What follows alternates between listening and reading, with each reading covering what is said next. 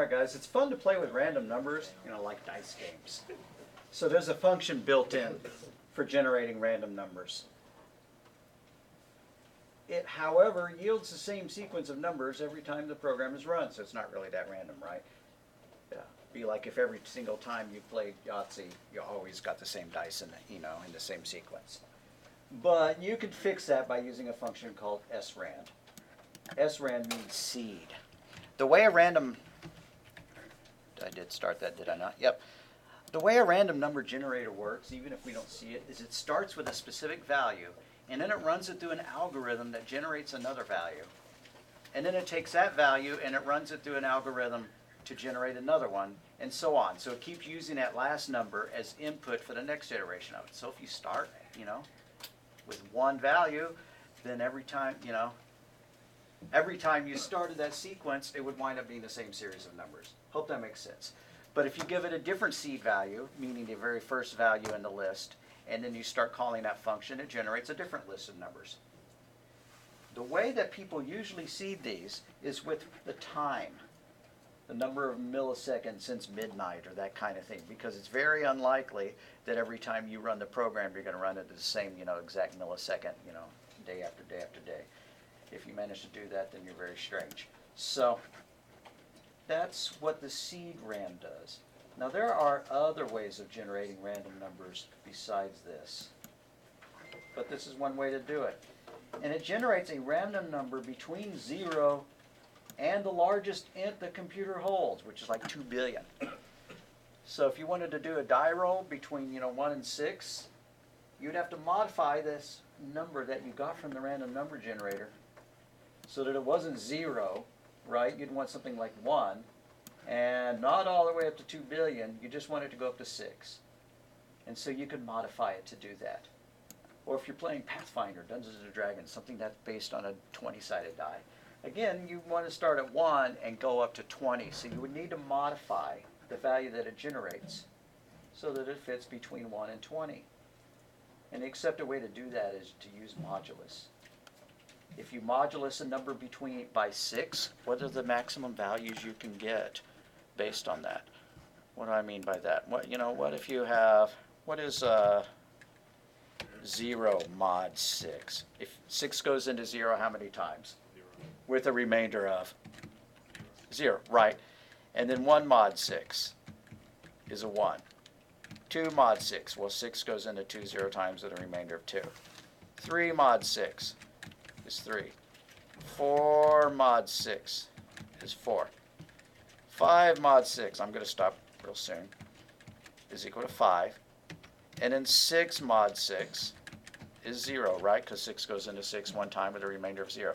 So the smallest value you get when you mod by 6, hey, no caps. Oh, come on. The smallest value you get when you mod by 6 is 0. The largest is 5. So if you wanted to change that to a value between 1 and 6, like rolling a cubic die, you just add 1 to it, right? So if you take a number, x is equal to, number mod 6 plus 1, that gets you a number between 1 and 6. No matter how large number is, even if it's 2 billion, if you follow this formula, you'll get a number between 1 and 6. So that's an accepted way of generating a number between 1 and 6, is you first get the random number. Number is equal to what they say the function was called. They said it was RAND, like that. And then you do that, and so x will now be between 1 and 6. If you wanted it to be between 1 and 20 because you like Dungeons & Dragons, then you'd change that 6 to a 20 and it'd give you a number between 1 and 20. Now why is that fun for us? Well, for one thing, we could write games, simple games like pick a number between 1 and 100, and then if the user says 25, we tell them, hey, too low. If the user picks 95, then we say, hey, too large, and then eventually, they zero in on the right number. Or if you're going to write, a Monopoly game where you're rolling dice and going around the board, you need a way to generate random numbers. Random numbers make things fun because you don't want always the same sequence of things. So they make for fun programming assignments, or at least more interesting programming assignments, in my opinion. So to use a random number generator, you, one, include, what library? We're going to include, la-di-da-di-da, what's wrong? The cstandlib file.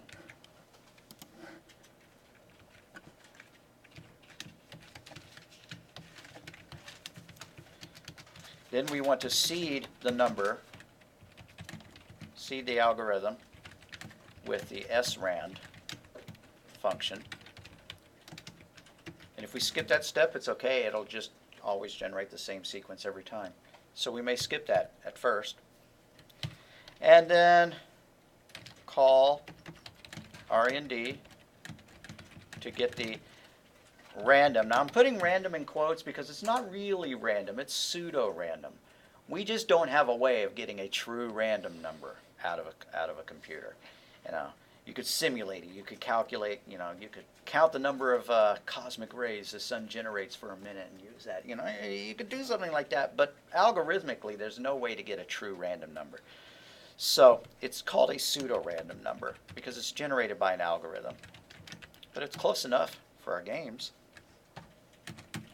And then modify that number to be in the range that we want. That's the sequence we follow. And we keep doing 3 and 4 over and over.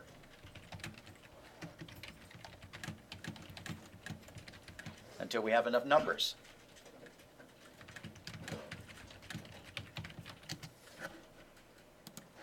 Alrighty. Well, let's play with that. So I'm going to open up good old Visual Studio and do the usual, the boilerplate and all that. I really hope that you've got the boilerplate saved so you can just copy and paste it rather than type it in every time like I do. Oh, by the way, if you want to open a file that you've created in the past, don't just do open recent file. If you do that, you're going to get something that you can't compile and run. Why? Because it's not a project. It's not a solution. I can't run it. The debug button's even missing. So you go, okay, well, maybe I did that wrong. I'm going to do open file, and you go and you find your CPP file. It's the same problem. Or you go to your specific folder and you double click on a CPP file. It's the same problem. It doesn't open it in a solution. So you either need to open your original solution or you have to make a new solution and add that file to it. I hope that makes sense. So if you've been trying to open up one of your old CPP files and it hasn't worked, that's why. And if you do new file and just try to go from there rather than doing a new project, that's also why it doesn't work. So hopefully I've talked long enough that you've already got the boilerplate all typed in. File, new project, empty project, March 6, no spaces in the project name.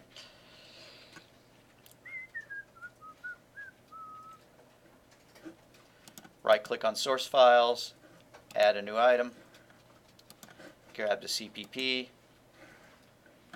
Alrighty. I'm not going to even read this stuff aloud. You know what it is.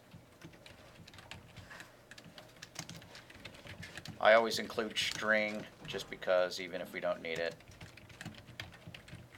And as I've mentioned before, using namespace std is considered poor programming, but I do it anyways in class so that we don't have to type std : in front of everything.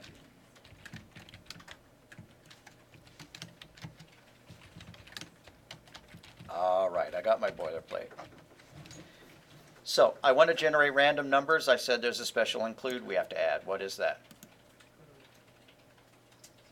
Yep, cstandlib. Yep. Pound include cstandlib. That's new. That's not been part of our boilerplate.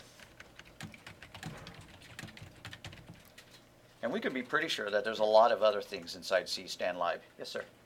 Do you need to return 0? Yeah, I do. You know what? It'll probably compile in this language without it. But that's because Microsoft is goofy. Microsoft's compiler is not really truly standards compliant in many ways, and that's one way. Okay, so tack that return 0 on. I apologize. Alrighty. So we've included the library. Now seed with the time. Like I said, that's the most common way of seeding, but I'm going to skip that for now.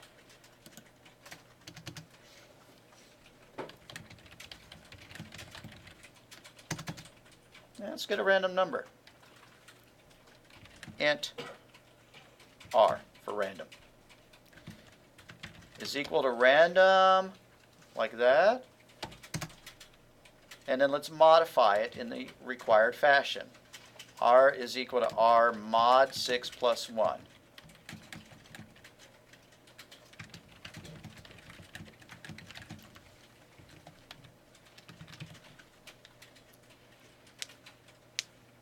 And heck, let's just print it out. Cout R equals, end quote, arrow, arrow, R, arrow, arrow, MDL. It's going to be more fun to put this in a loop so that we can see a whole bunch of random numbers. Because since I'm not seeding it with the time, it's just going to print out the same number every single time. That's not that fun. R is equal to 6. Run it again. R is equal to 6. Yeah, that's boring. Okay, so I'm going to make it loop.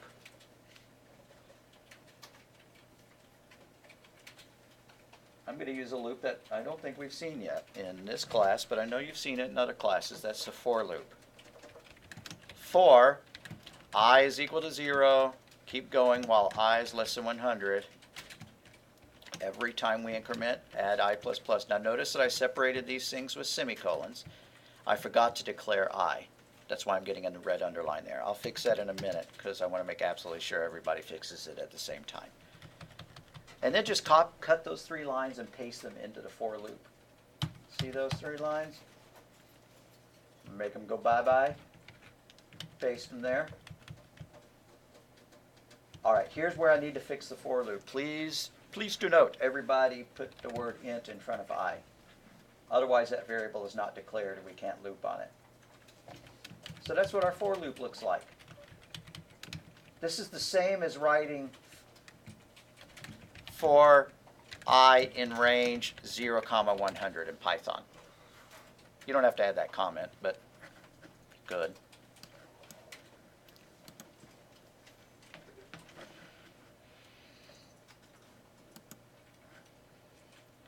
All right, now we have a whole bunch of random numbers. We have 100 of them. And if we look through, hopefully they have, about the same frequency. Hopefully we've rolled about the same number of 1s as we have 6s, or else, our die is crooked, weighted, whatever they called it. We could write a program to verify that. Roll the dice 10,000 times in a row and see, the percentage differences between how many times you rolled a 1 and a 2 and so on.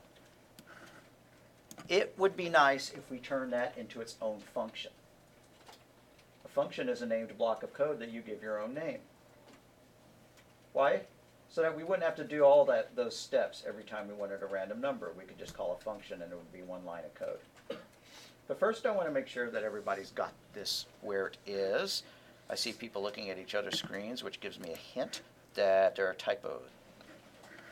Because if I run it several times in a row, I'm going to find out that it always begins with 66556, which is kind of a weird sequence. That's like rolling really good on a die if you were trying to get high numbers.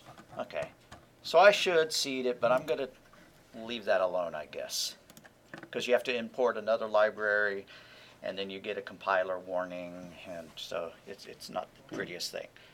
Well, let's find out what else is in the cstand library. So I'm just going to copy that and go to Google. You don't have to do this with me, but if you ever want to, Google up cstand lib.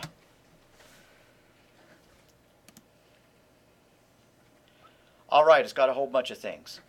A to F, convert a string to double. A to I, convert a string to integer. A to L, convert a string to long. Now, do you remember last week when we were having trouble using the getLine function? Because we were mixing getLine with the stream insertion operators, the arrow, you could use getLine from the beginning of your program to the end, but you would have to convert the input to numbers when you needed it. And you use these functions for that.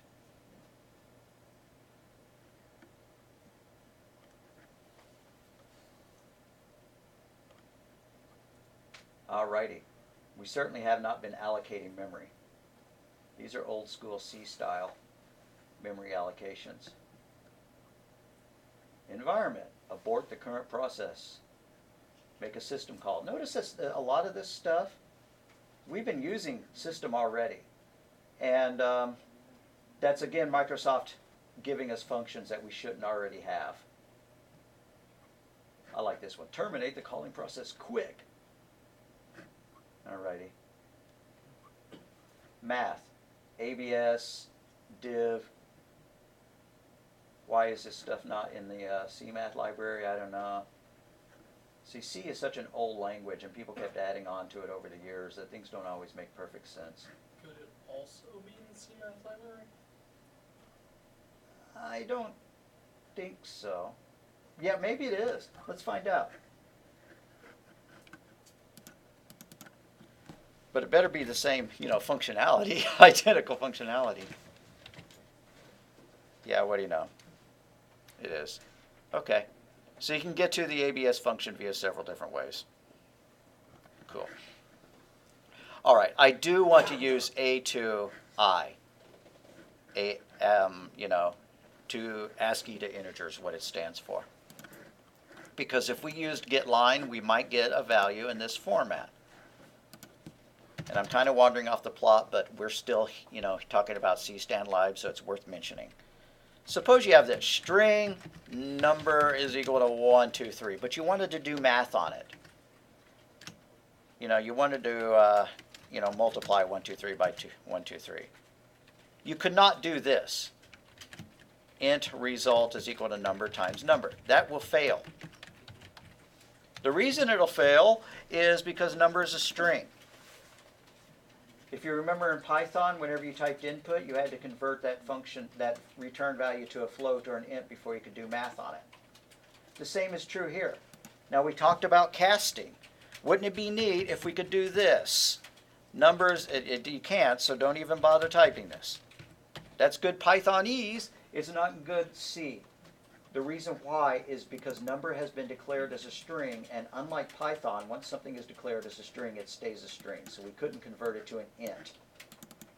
Or we can't do that.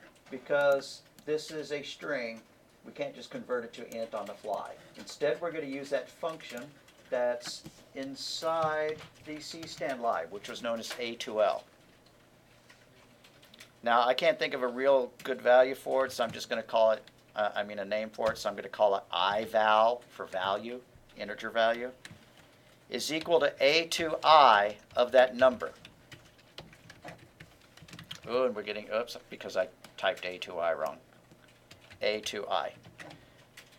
And we're still getting an error. Cannot convert C string to const. Okay. Well, that lets the air out of my tire. Uno momento.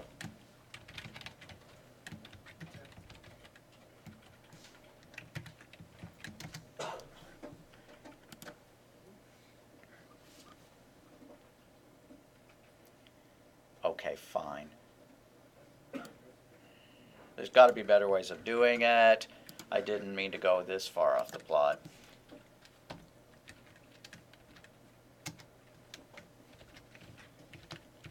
So here's what I did to actually get it to work. I took number, I converted it to what's known as a C string, and then I called a to I on it.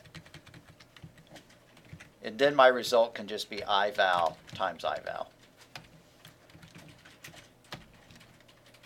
Why did I show all that? Because if you wanted to use getLine throughout your code, you're going to be getting strings and you're going to want to convert them to integers. Now, there have to be better ways of converting integers, strings to integers that didn't occur to my brain. So I'm not going to ask y'all to memorize that. But what's giving us a problem here is that C++ comes with a built-in data type called string, but it's really lousy. So programmers came up with the string class, which you have to do # include string to get. Once you do that, that's great, but there are still functions built into the old C libraries that still want things known as C strings rather than the string class. In which case you have to convert your string and extract the C string from it. I'm sure that we'll hit the term C string again. Okay, so I'm just going to make a comment here. Convert a string to an int, just for future reference. And then I'm going to put a comment at the bottom that says s.c_str converts string s to a C string, because that's what A2I demands, requires.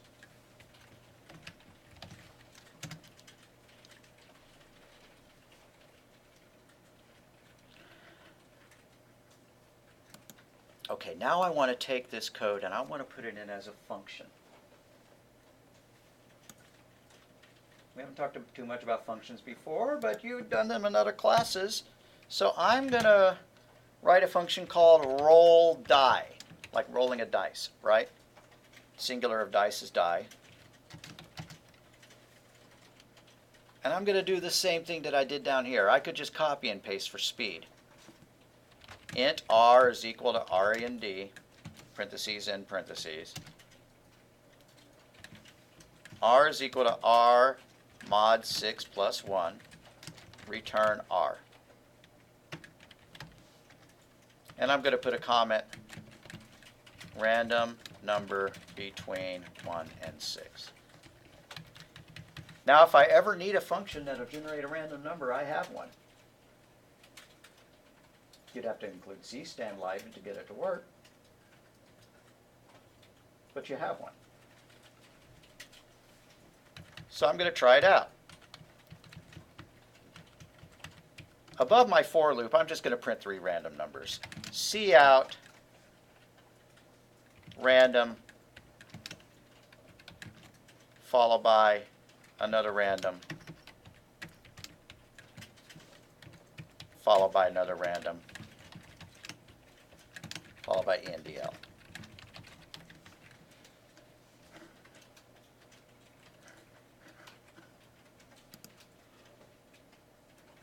All right, if I scroll up to the very top, I'll see that it printed out 3 random numbers, and it printed out something pretty dang weird.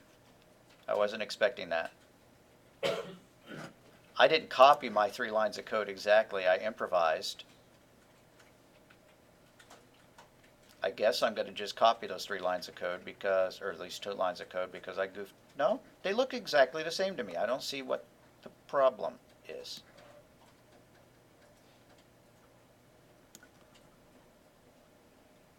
I better check to see what the breaks between these random numbers are. So I'm going to make a cout arrow arrow rand RAND arrow arrow a space, or ENDL, and then I'm going to make the next 2 lines look the same. No, I just want a space between them.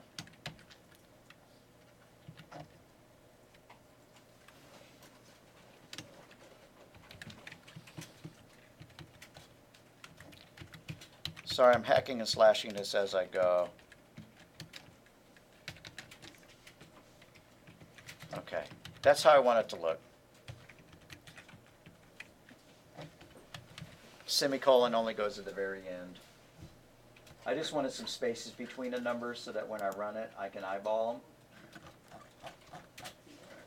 And these do not look like they're between 1 and 6.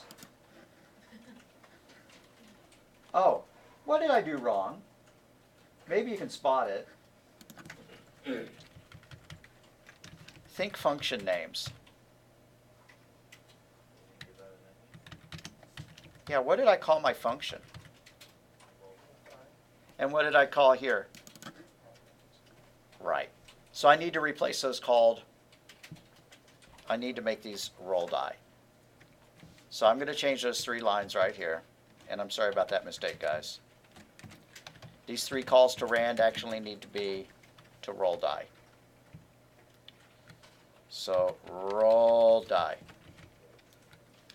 And then again, RollDie. And then once more, RollDie.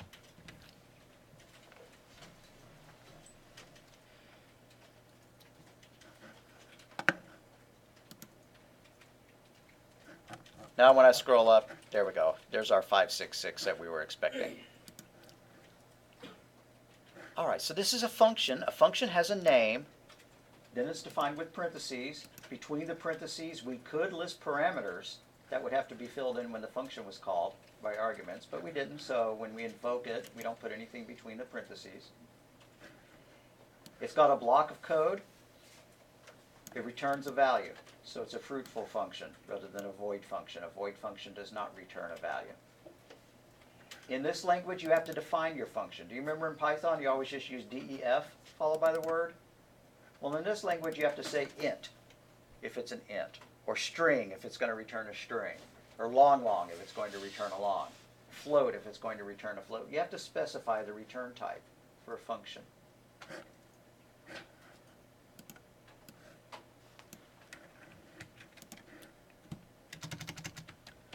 When defining a function, you specify A, the return type, example, int, B, the name, example, RollDie, and C, the parameter list, if any, between parentheses. And there's our example.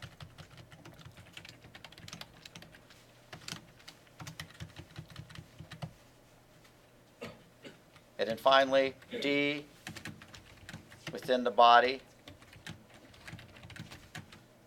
of the function, between the curly braces, you write the code for that function.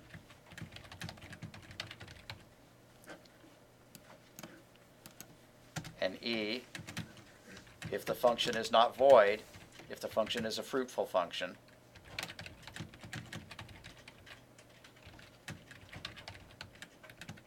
return a value that matches the return type. So that's how you write a function.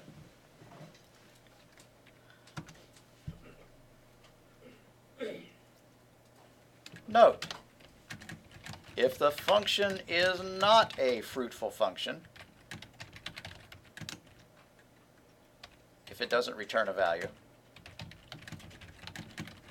it is of type void. It is called a void function and is declared with the void keyword.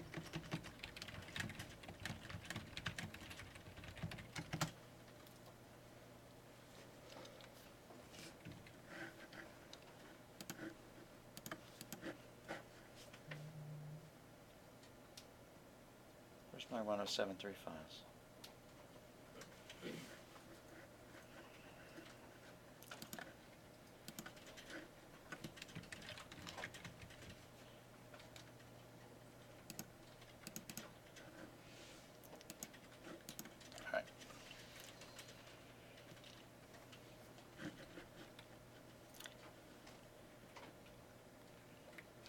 So I'm going to go to the bottom of my code and write another function.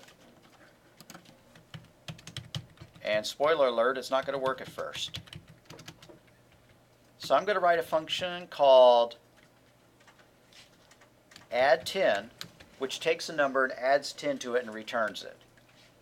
So it takes a number, int is a return type, int space, AddTen, and I get the feeling I should do a walkabout in just a minute, parentheses, int space n, and I'm going to declare a return type, int r is equal to int n plus 10, and return r.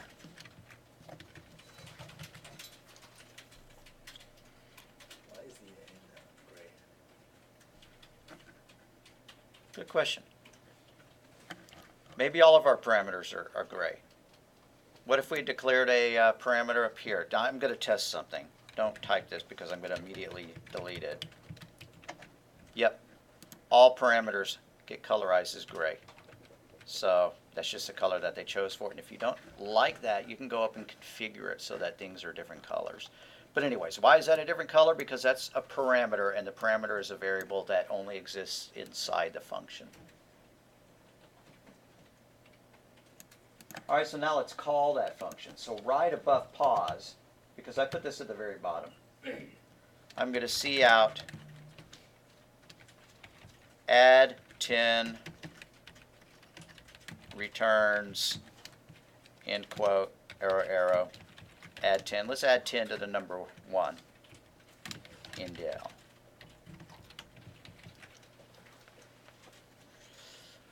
Now, although it's not underlining anything yet, when I build it or try to run it, it's going to give me an error. It's going to say AddTen identifier not found. And by the way, this is also true of Python, so I'm expecting someone to know what's wrong with the code. It would be like an unbound local error in Python. Yeah, because we've never defined what AddTen is. Easiest way to fix it is to cut it and move it to the top. Was AddTen here a local variable? Well, it's a function that's local to this file, correct. So we have to define it up above it. We could either cut the whole thing and paste it up here, or we can just predefine it with what's known as a prototype. A prototype is when you have the header for the function but no body. So I'm going to scroll up to the very top, and then under namespace I'm going to put the prototype for that AddTen function. It's an int. Its name was AddTen. It took an integer as input, and then semicolon. We're done. This is the prototype for a function that we've defined below main. A prototype tells the compiler the type of the function and its return type.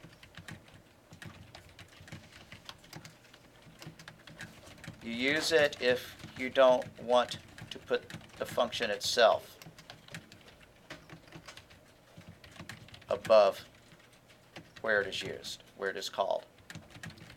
Right? Because I could have just taken the whole function and moved it up to the top. And by the way, Python doesn't support the idea of prototypes, so this is slightly new. What you probably did in Python is just put the function up above where it was called. Well, that's great and all that, but what if you wanted to put this function inside another file completely? Well, then you couldn't put it above main. Instead, you would want to define prototypes. Now, you could define prototypes for 1,000 different functions, but you wouldn't want to have to define those all those prototypes for every CPP file you wrote, so you'd probably stick them in a header file so that you could just import them with an include statement like that. Hope that idea clicks. We're going to see a slide on the idea of a prototype at a later point. Now it ought to compile and run, and it's time to do a walkabout. Okay, so add 10 returned 11 because I passed in a 1 and added 10 to it.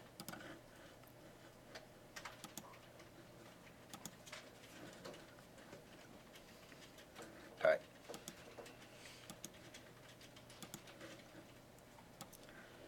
So now for something completely different. Oh, and by the way, I was asked a question and I never really answered it.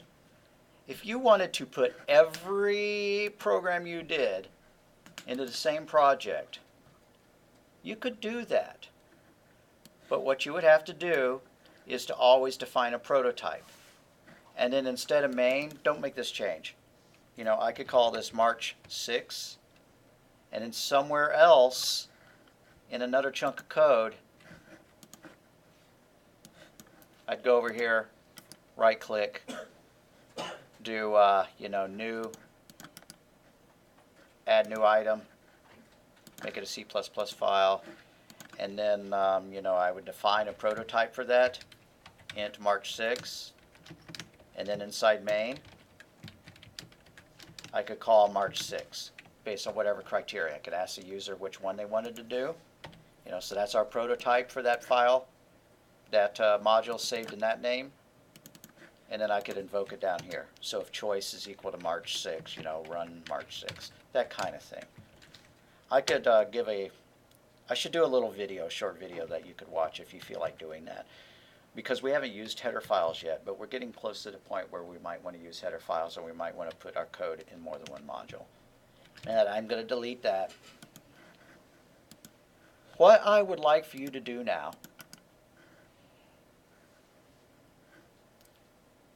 is we have a bunch of stuff in our program that I no longer want to call. I don't want main anymore. We're going to write a new main. So rename this main. Call it old main. Right? If you ever want it back, you could, you could rename it again. But I'm just doing that because we're printing out a bunch of stuff and it's not going to be part of the next in-class that we do. The next in-class is a program where we ask for input and then we display the output. The output's going to be based on a formula.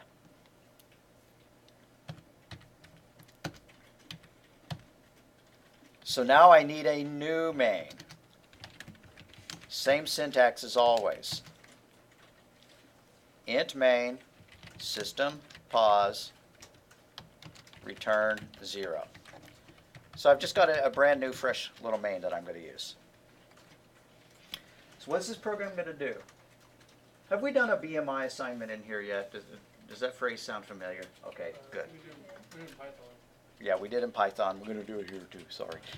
Okay, so BMI stands for body mass index. And it's a calculation where you take somebody's weight in pounds and you divide it by their height squared and multiply it by a constant. And then you look at it, and if it's greater than a certain value, you're going to go, oh, well, that's the overweight range, or that's the underweight range, and stuff like that. And it doesn't really mean much on an individual basis because it, doesn't take into effect, how much, your bones weigh and your muscle mass and stuff like that. So a football player will always show up as overweight, Great. He's real glad to know that he's overweight, even though he's ripped like Arnold Schwarzenegger. So anyways, but for a body, a statistical body, of people, if you compare, one state and they have a, higher BMI average than another one, then you could assume that the one with a higher BMI average is going to have, more heart disease or something like that. So we're going to calculate BMI. We're going to write a little BMI program. That sounds like one of those correlation and causation things. Yeah, exactly. Can you prove something? Well, the root cause of the heart disease is probably not having a BMI, but the diet, that led to the BMI. So anyway, write a BMI program. What's it going to do? It's going to ask the user for height in inches. We could also ask in feet, but we would have to convert to inches. Ask the user for weight in pounds. Calculate BMI. The formula for that, BMI is equal to weight divided by, height, weight divided by inches times 730. And then display the BMI. That's what we want our program to do. That's what we want main to do. At this point, you probably can already do all that, but we're going to do it anyways, and then your homework assignment is going to be calculating something different called the BMR, which stands for basal metabolic rate. And your BMR is how many calories on average your body burns, that your body needs in order to, maintain homeostasis, the same weight day after day, and so if you weigh a certain amount and you exercise heavily, your body needs more calories to maintain its weight than, if you're a couch potato like I am. So we're going to ask, that's going to be the homework, but for now, ask the user for their height in inches. We're going to need some variables. It looks to me like we need 3 variables.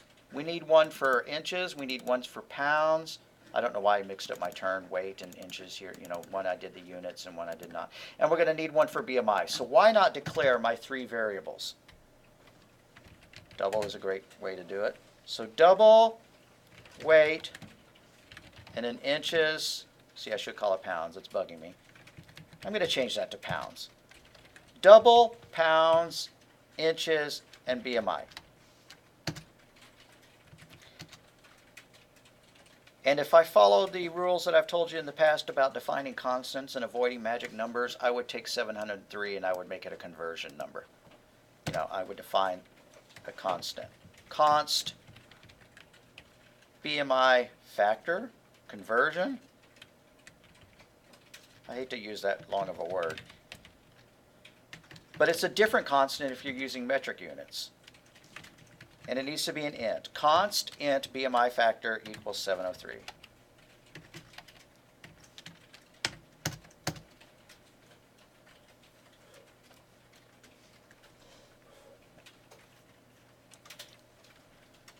All right, let's ask them. What is your weight in pounds?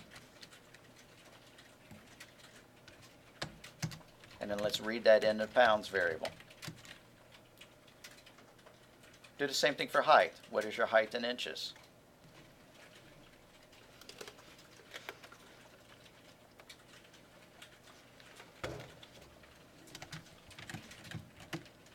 See out.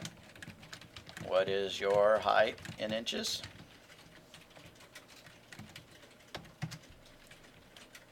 CIN into inches. Now we're going to calculate our BMI. BMI is equal to pounds divided by inches, and you mathematicians wouldn't remember that. That just means divide by inches squared times the BMI factor, conversion ratio. I should have called it BMI ratio, but factor, whatever. And then C out your calculated BMI is arrow, BMI, arrow, ENDL.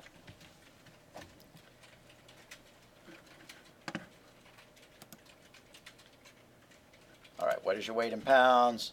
I weigh 200 pounds. I'm 60 inches tall. I have a BMI of 39. Whatever.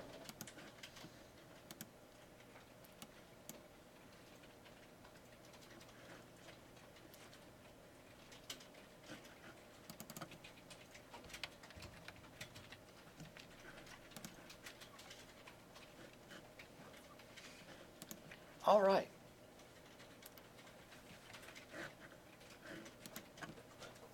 That's probably enough code examples for us to go. We probably ought to get back into the PowerPoint. But our homework is going to be very similar. But it's not going to just ask for two things. It's going to ask for a third thing, which is somebody's. It's going to ask for their weight. It's going to ask for their age. And it's going to ask for their activity level. And like if you're really active, you're going to have a high activity level. If you're really inactive, you're going to have a low activity level. And then it calculates your basal metabolic rate based on that information. So for that case, we would have to have another variable that we asked, right? We would define another one called activity level or something like that, and we would do C out, what's your activity level? We better tell them what their choices are, because otherwise they're just going to make one up, right? You know, I don't know what my activity level is. I'm awesome. I have an activity level of 1,000. Okay, you know, whatever. It's supposed to be a specific value, you know, all the way from sedentary to, you know, Michael Phelps, you know, somewhere along that list. Let's go look at that assignment. BMR calculator.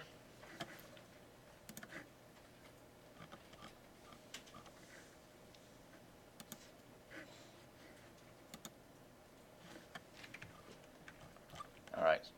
So C++ language, BMR assignment. The input. You need 3 pieces of input. Well, 4 actually. You're going to ask for their weight in pounds. You're going to ask for their height in feet. Okay, feet rather than inches. Whatever. You're going to ask for their age in years. And this assignment is assuming you're going to be using these same variable names. Now, do I recommend 2-letter variable names? No, but if you want to follow this and use 2-letter variable names all the way through, that's cool. And then an activity index. So you're going to declare all variables as double. Why did I not declare those inches and those pounds as ints in this other program? Okay, so if it's like 0.5 or...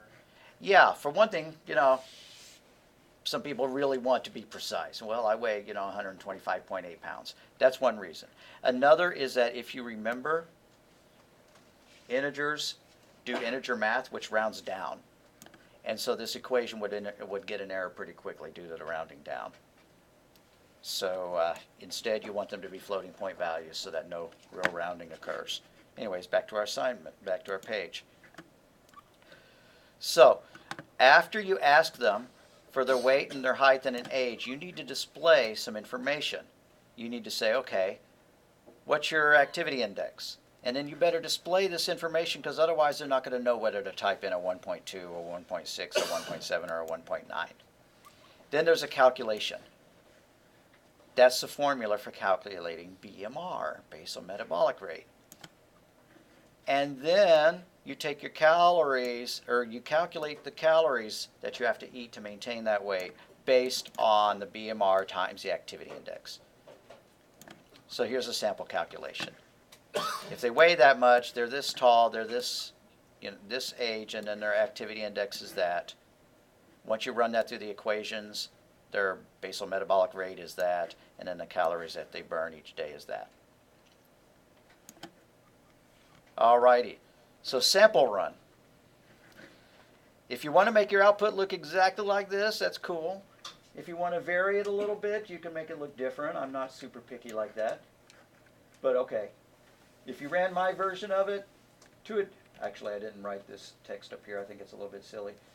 It used to say things like, welcome to the Rose State Health Calculator. Okay, fine, I took most of that out. To advance your health, we will calculate how many calories you burn per day. We will need input on your weight, height, age, and what kind of activity you do. Please enter your weight in pounds, and then press the enter key. Okay, then they type that in. Please enter your height in feet. Press the enter key. They type that in. Please enter your age. Press the enter key. They type that in. These are activity indexes for different lifestyles. Please select yours. And then you list off these choices, and then you use one more CIN statement to let them type that in. And then these are the results of our computation. You burn that many calories a day. Well, we didn't even display the BMR. Whatever. I'd like to display the BMR as well as the calories, but if you don't. And then if you run it again with different values, that's the calories you burn per day. Looks like there's a mistake here. If your calorie intake is more, I need to delete that line because obviously that's not the same as what was up here. The previous example said if your calories intake is more than this, you will gain weight, whatever. I think that's obvious. So I'm going to edit the document and remove that. Okay, so that's the program. I hope that makes sense. The next thing that I would like to do, but that we're not going to cover today, is making a menu-driven program. Because making them type this number is a bit lame, right? You should say, okay, if you're sedentary, type A. If you're active, choose B. If you're a super athlete, choose C, right? That's a menu. And then you convert that choice that they make, A, B, or C, to the appropriate index. That's a cooler way to do it, but I didn't make you do that yet. We haven't written any menu-based programs, to my recollection, that run like that.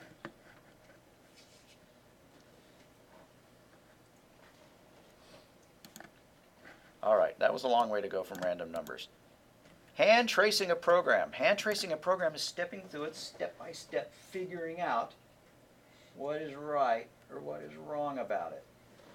The way you set it up is you put your variable list along the top and you put your code down along the side, or at least you keep track of it. Let's give an example. I'm just going to write a silly program. Doesn't matter what it is. I'm going to use a while loop. X is equal to 0. While x is less than 3. Y is equal to x times x. Z is equal to y plus 10. X plus plus. That's my program. Obviously, that's not a real program because I didn't put it in all the correct syntax. All righty. There. Now it's a little bit more correct. Don't type this in because it's not a real program. Instead, we're going to hand trace it. So what I'm going to do to make it easy is I'm just going to pop open Excel. I should get up on the board and write, but this will do. Okay. So, how many variables do we have? Well, when we start off, we just have one, x. And so, at the beginning, what happens to x? It gets assigned to 0. Then we go down to the next line. Is x less than 3? Yeah. So we go to the next line.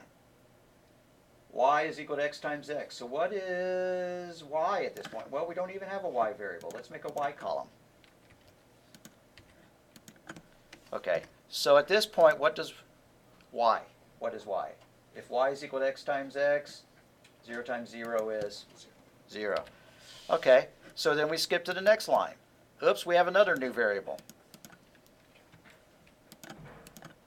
So z is equal to y plus 10. Well, if y is 0, then what does z become? 10. Yeah. Alrighty. And then add 1 to x. So x was 0, it becomes 1. Now you see what I'm doing? I'm not filling in every single one of these with zeros because that would be really tedious, right?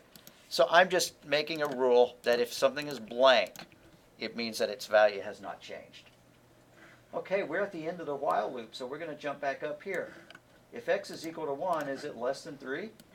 Yeah, so we're going to keep going. Next line of code, y is equal to x times x. So what is y after that line of code executes? 1.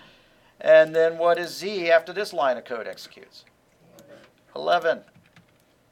And then we add 1 to x, so x turns into 2. Nope, nope.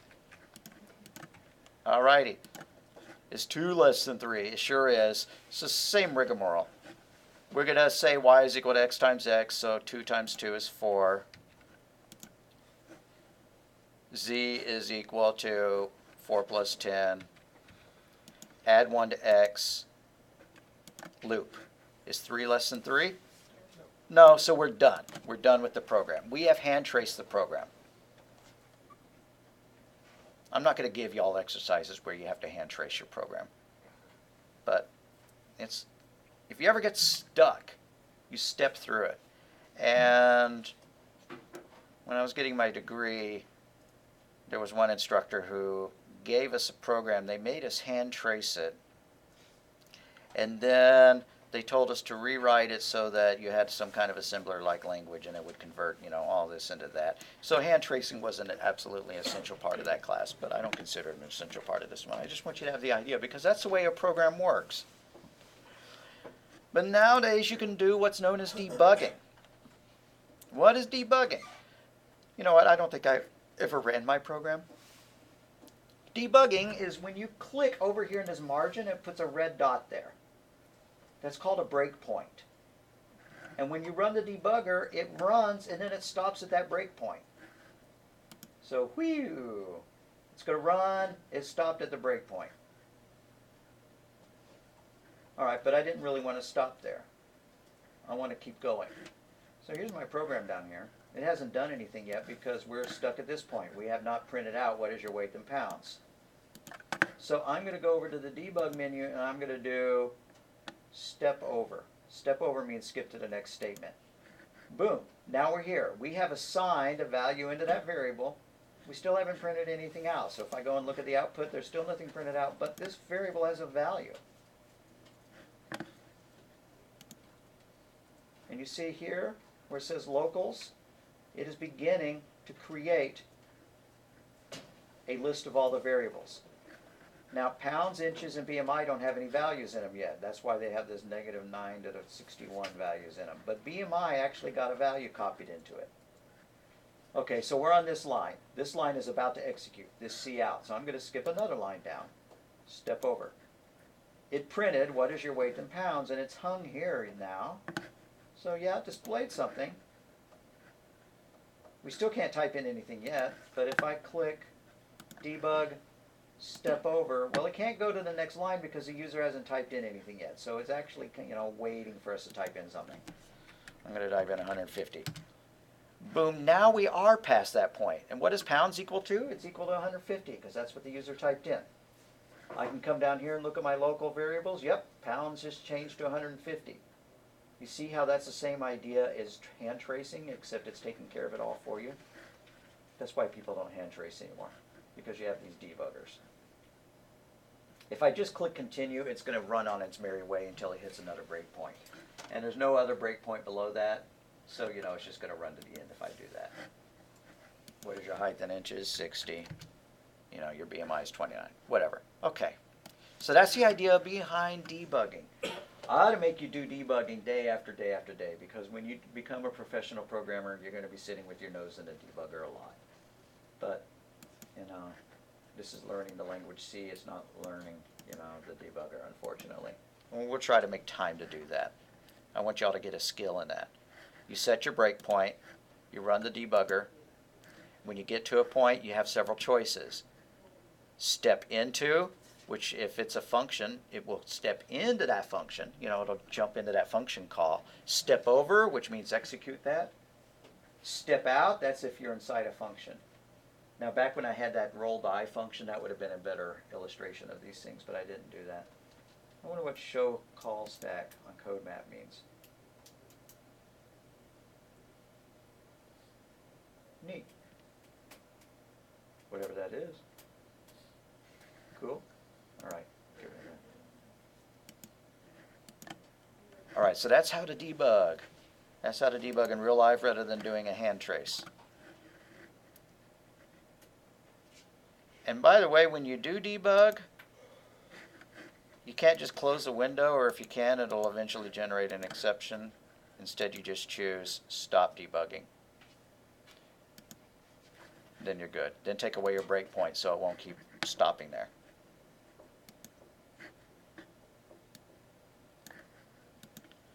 A case study.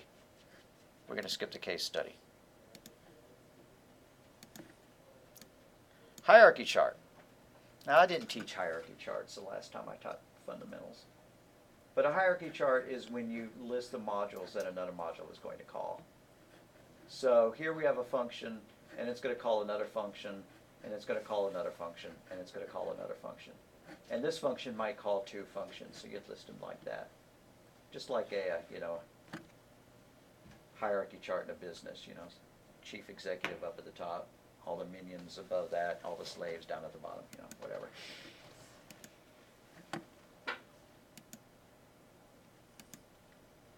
All right, and good old pseudocode. Well, we're not learning. This isn't 1113, so I'm skipping pseudocode.